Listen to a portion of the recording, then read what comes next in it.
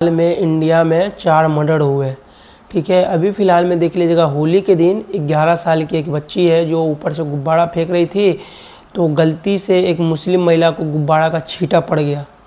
तो जो 11 साल की बच्ची थी, उनकी जो पेरेंट्स है वो उस महिला से माफ़ी तलाफ़ी भी की कि बच्चा है, 11 साल की बच्चा, गलती हो जाती है और होली में है तो गलती थोड़ी बहुत हो जाती है।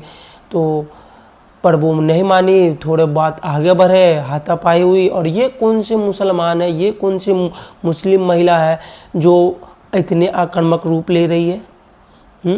इस्लाम में तो माफ़ी करना बहुत ऊपर है। अगर आप माफ़ किसी को कर देते तो अगर माफ़ आप किसी को कर देते हो तो आप सबसे ऊपर हो गए। अगर वो बच्चा से गलती हो गई तो उनकी पेरेंट्स अगर आपसे माफ़ी मांग रहे हैं तो आप माफ़ करने में क्या जा रहा था? एक गलती से ना गुब्बारा का पानी पड़ गया है। अगर पानी का गुब्बारा पड़ गया, वो दो जगह तो गल तो नहीं गया है, वो जगह काटना तो नहीं पड़ेगा। गलती होती है, इंसान है, बच्ची है, गलती हो गई, माफ़ कर दीजिए, छोड़ दीजिए। पर नहीं, ये कौन से मुस्लिम है जो इतने आक्रामक रूप ले रहे हैं, जो दूसरे मुसलमानों को बुला के उनके पेरेंट्स को, उनके बच्चे को ऐसे के ट्रीट कर रहे हो आप लोग। ये हो गए दिल्ली के जे कॉलोनी के। और ये न्यूज़ जो है पूरे सोशल मीडिया पे है। तो लड़के ने रोजा रखा था, मैंने मना किया उसको कि आप ना जाओ बेटा। कि नहीं पापा, मेरा दोस्त है, नाराज हो जाएगा, कहेगा मैं छोड़ दिया स्कूल, तो आए नहीं। तो उसको लेके गए, जिससे उसकी लड़ाई कभी हुई होगी, तो उसने जो है वो नहीं गया वो लड़का। मैंने उससे पूछा भी था बहुत पहले भी कि बेटा कोई बात तो नहीं कि पापा मेरी लड़ाई उससे कोई नहीं हुई थी, मेरे दोस्त की हुई थी, मुझे क्या पता था कि उसको मार देंगे। वो नहीं गया, उनकी प्लानिंग के तहत मदद हुआ। पहले की बात है, यूपी लखनऊ की बात कर रहे हैं हम। उसमें आप देख लीजिए, 14 साल का बच्चा, वो रोजा था, उनको बर्थडे के नाम पे ले गया और उनको यहाँ मत्थे पे गोली मार दिया गया। तो क्यों? वो इंसान नहीं है? वो भी तो एक मुसलमान था। उसके लिए क्यों नहीं आप लोग का आवाज़ उठा? उसके लिए तो किसी ने कोई भी जस्टिस नहीं मांगा, कोई भी जस्टिस नहीं मांगा ना।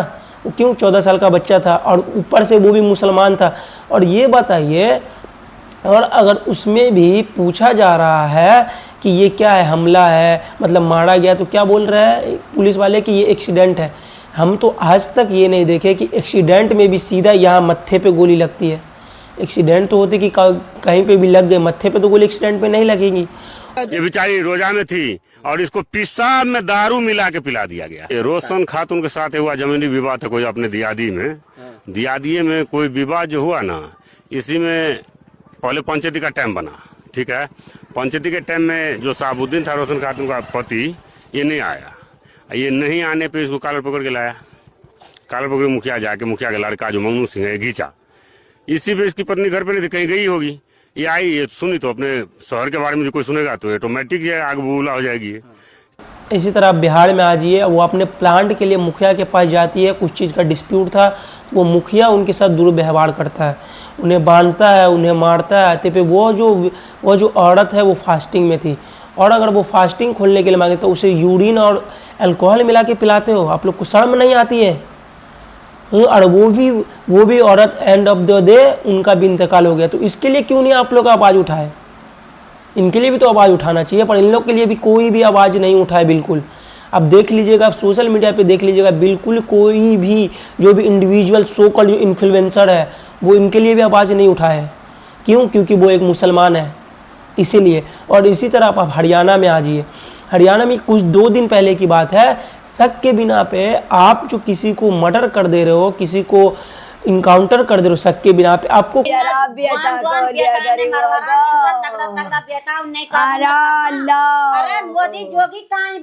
हरियाणा के पल्ला गांव में 28 साल के आमिर जो ट्रक चलाने का काम करते थे, 2 मार्च को वो रात के 3:30 बजे के करीब वो किसी ड्राइवर को लेने राजस्थान जाते हैं। जैसे ही वो भिवाड़ी पहुंचते हैं, भिवाड़ी में बजरंग दल के लोग उन पे गौ तस्करी का शक करते हैं और उनके गाड़ी पर पीछे से टक्कर मारते हैं। टक्कर मारने के बाद आमिर पर गोली चलाते हैं और आमिर की जान चली जाती है। शक के बिना पे जो किसी को जान से मार दे रहे हो, किसने लॉ एंड ऑर्डर को दिया हाथ में रखने के लिए?